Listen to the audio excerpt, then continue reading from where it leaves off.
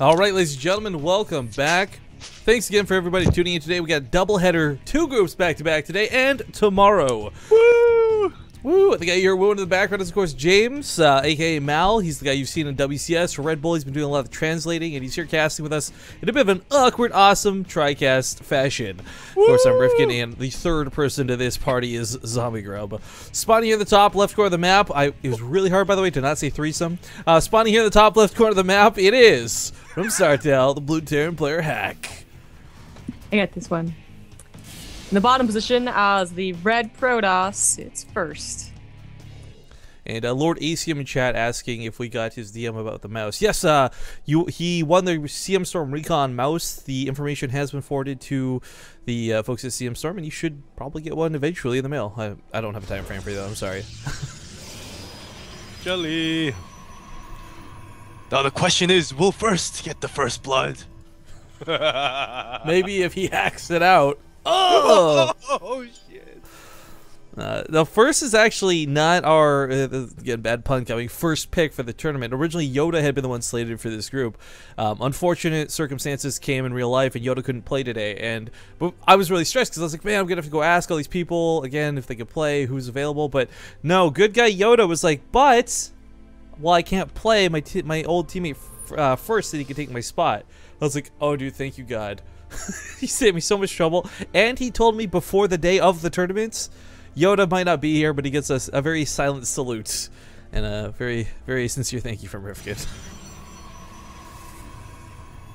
The nice thing, by the way, and I never thought we would get to this point in StarCraft 2, these guys are really humble about like when they have to duck out of tournaments, or even when players like straight up can't play because they've got other commitments. For example, Fantasy really wanted to play in SSL and focus on GSL, but it was one of those really nice like, I really wish I could play, I'm sorry but I can't, please invite me to your next one type things. Whereas I think when I got into this, a lot of times I just assumed they'd be like, oh, whatever. No big deal, I'm Korean. I don't know, it's nice to like know that everybody's a little bit humble on the other side of the coin, you know? I'm not laughing at Rifkin. I'm an excellent joke in chat. Oh, okay. I thought this was gonna be one of those where like we're laughing with Rifkin, but No, we never do that either. well, the engineering bay does come down. Zealot already on the job though. This really does not buy Hack any time. There you go. Oh, he's so close to blocking that out. That was hacks right there. Yeah. Guess he didn't hack hard enough. But apparently we learned that this hack means nuke. Yes. So every single time we see him go for nukes, which we probably won't ever see him go for nukes, but that's fine. What? We'll make Never puns. Yeah. Well, we've seen already one weird TVP today. We saw a very one-sided one earlier as well in the first start of that group, and it kills me to watch this series because I know it'll never live up to what Gumiho versus Myungsik was game 1 on Overgrowth. Yeah. But this almost is 3-3 versus 0-0, and Myungsik still wins. Didn't win, but won the fight, that's for sure. Well, but yeah. this is really scary because right now he actually can't deal with the Zealot. He doesn't have the Marine power to kill both the Mothership Core and the Zealot. So this not only stalls out the command center, this is actually a little bit scary for Hack. You need some really fancy micro here. I mean, more Marines are on the way, so this won't end the game. Although a Stalker is on its way, as well as a second Stalker, so this could actually start to snowball. Like, these Marines are going to get executed. Uh-oh. Oh, hit the wrong stuff. Mothership Core, come on. Even then, though, I really think First has already done quite a bit of damage for what the cost is. I mean, only the Zealots died. Yeah. Behind this, we got the Stargate on the way. Oh my god, if he kills enough Marines, there's not enough production to stop an Oracle. Maybe Woodaway with a lucky shot, but yeah, the Marines themselves will struggle. I was also thinking, like, if he kills enough Marines, he just won't have, like, a drop to go along with the Widow Mines, you know? But he's about to get out of there. I thought he got a second Stalker. Yeah, he has 3 Stalkers. Okay, they're all back at home. Yeah, it's Reaper being annoying at first base. Yeah. It's too bad, though, because that second Reaper, or second Stalker was, like, really soon after the first one, you know, came across the map. He could have maybe killed a few more Marines. Well, no detection is certainly going to be a struggle to deal with the Widow Mine, so I like that he's pulling back. But with the Oracle coming out, If he doesn't want to use this for sheer damage, you can certainly use this for detection and start dealing with these Widow Mines a little bit more appropriately. I don't know if Hack's going to be ballsy enough to go for a drop, but it would be one of those things that might catch first off guard.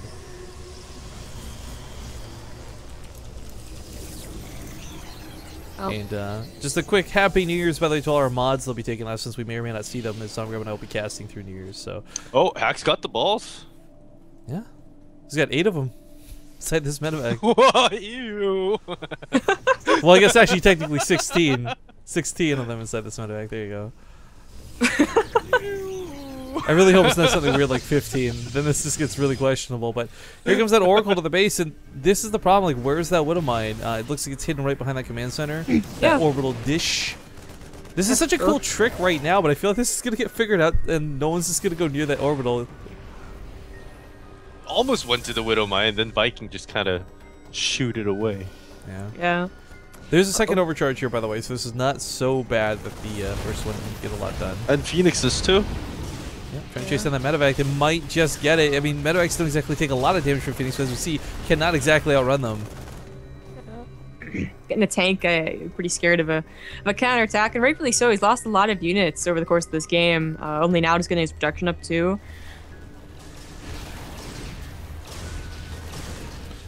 Yeah, I never really know what to expect out of Hack when we hear about him playing, whether it's a lower league event or whether it's something bigger like a huge qualifier for IEM or something, but definitely not looking super comfortable. Oh, watch out for the Widow Mine. He could grab it if he's looking for it. Nope. It's really hard to see it and actually grab it though. Like to actually click on it, you know it's there. Well, I mean, like, if your camera's here, you don't even have to tilt it. You can like see it. But yeah, I guess it's not the easiest thing to do. He kind of had an idea it was around there though. So the Oracle with that Envision, nicely Also, timed. I mean, if he has the show all health bar, you can kind of see like a little health bar above command center and go, ah, that must be Widow Mine. That's so much easier. I don't know why people don't do it. Why do we have 3 forges on the way? Because he wants to upgrade all No. possible. No, Yeah. I'll take this one further. I'll take this to the extreme. He's not even looking to go for 2 upgrades at once. He just wants 1 upgrade, but it's all backsies upsies forges in case the one that's upgrading dies. Yeah, that's, you know, the backsies upsies. No, it's definitely weird to see 3 forges. If he does go for triple upgrades, I think that'd be the coolest thing ever, but you can't really afford to do that. You know, like investing in that extra plasma shield. Don't tell him what he can or can't do. Okay, I won't tell him, but I'll tell the audience, like, it's just not worth it. The amount of use you lose out on, so. Hallucinated Phoenix to draw out the Widow Mine. Yeah, that is cool. Boom. And he gets it. Now it's on cooldown. Here comes the Phoenixes to sweep in and do what they can. A couple of kills here and there. I mean, it's not that extensive, but the Oracle going down really sucks. Yeah. Well, he doesn't really have to worry about drops so much. I mean, you pretty much know where the drop's going to come in these positions, and just park those Phoenixes right over there. But it's still the big attack when it comes to getting that third. Mega round, not the greatest for thirds, or for a Protoss player. That's going to be when it's difficult. And, you know, Hack's probably just going to, like... I don't know, he might try and drop, but it's so dangerous. It's kind of cool to see Phoenix Colossus come out again out of first, not just Myungsuk. I mean, Myungsuk is expected. It's what he's famous for, but this is, again, the strategy that's like the road less traveled. You don't see this that often. But it's cool to get to see 2 different players take this into their hands and see just how well it could be played out. I don't think we can call this Phoenix Colossus. Well, okay, some Phoenixes into later Colossus. Yeah, like Phoenix Colossus really like depends on like the teams being able to tango with the Vikings. The Vikings, yeah. And actually pick up stuff. And with only 3, yeah, it's not that much. But of course, by giving that up, you know, okay, it's no longer that style, but you're getting everything else that you're used to seeing, which is upgrades, charge, and storm. And I like the addition of Immortals more than just like rapidly getting out Colossus. It shouldn't be too bad. Yeah, it's about 3. Three. Something. And the third, was it cancelled or? I think it was preemptively cancelled. Like he knew what was gonna go when it was gonna happen. I mean, the medevac doesn't make it alive. It's definitely not worth it. Double Widow Mines also go down. I like that cannon out at first, by the way. Like I didn't expect him to put that down, but when you got 3 forges, I think he forgot that he built the forge in the natural, and he just. It was really close together, though. It wasn't like one forge was there the entire time. There's 3 forges building in the production tab at once, so... He's bad. Use it for shields later. Don't count it out, guys. Something cool is going to happen. Just you wait and see. Yeah, seriously. Guys, you just wait. Well, Hack is it looks like he's not going for a lot of Viking. Oh no, because he lost all the medevacs. That's right. He's been using them, so got to replenish him. It is weird watching the dynamic of Phoenix versus Vikings. Of course, Vikings have got the better one-shot potential and they got more range, but Phoenix's attack so much faster that in a straight-on dogfight, Phoenix's can actually win depending on the number of units available, well, but that's rarely the case where it's just Phoenix versus Vikings. There's going to be so much more to worry about. For the Terran players, got to watch out for Storms. For the Protoss players, got to watch out for the Marines, with potentially Ghosts underneath it. So as this game goes longer and longer to macro, I mean, it's weird for 3 bases to only just really get established for... Well, it's still, I guess, kind of freshish for Hack, but it has kind of let them just pool up behind this, get lots of tech, and get this sort of nice late-game army set up. Well, Vikings have, like, the worst overkill. It's depressing, so... It's a big reason as to why they kind of suck versus Phoenix Colossus. Yeah. They either do too much damage or never enough. There's no real middle ground.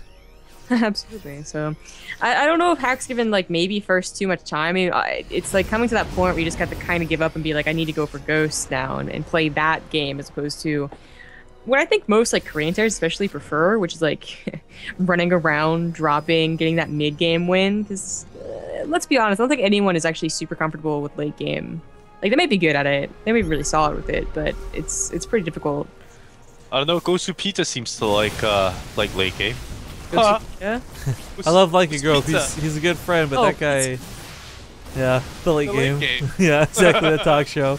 All right, we do have the double drops on the right side of the map. Looks like they are going to snipe this Nexus a la Pulse style, but first, sadly, will not be able to stop this from happening. Meanwhile, while he's pushing across the map, we're seeing somewhat a similar scenario to what we've had versus Gumio. Oh no! Where, he gets damage done behind enemy lines, but at what cost? Viking's going to kill the Colossus, but there's a lot of storms underneath this. I don't know if it's enough. SCVs are pull the Vikings land. This is, yeah, I think we've reinforcements. If there was a pylon like right here. You're not. But despite that EMP, we got the Archons coming out, and thus probably need more EMPs. One EMP forces the Templar to turn to the Archon, and you need like 2 more to make up for it. But these charge lots, these Archons, there's a lot of raw damage. He's going to attack at the third at the same time, start to cut out these SCVs. Hack is just bleeding out workers at this point, 25 SCVs down, and there's no real damage going down on the other side of the map. The cost of his own third may have been what gets first the victory in this game. Natural Commander is going to go down. It was 2-2 versus 1-1, only changing right now. RIP SCVs. I think Hack just won't be able to outproduce first here, despite, you know, first losing a base, he's still producing so many zealots. Yeah, the EMP's been really nice, but sadly I just feel like they came out a little too late. The zealots have been so hard to deal with. There's still immortal standing. Yeah. Sure, their shields have been stripped, but still just a lot of raw firepower behind this. I love that he started adding in immortals. Yeah, me as well. Gonna take out the Marauders like nobody's business. New Templar freshly warped in. They've almost got enough energy for Storms. Hack now pushed back to 1 base. His production is lacking. His income is lacking. His life is lacking. GG. Is James like really low to you too? I don't know.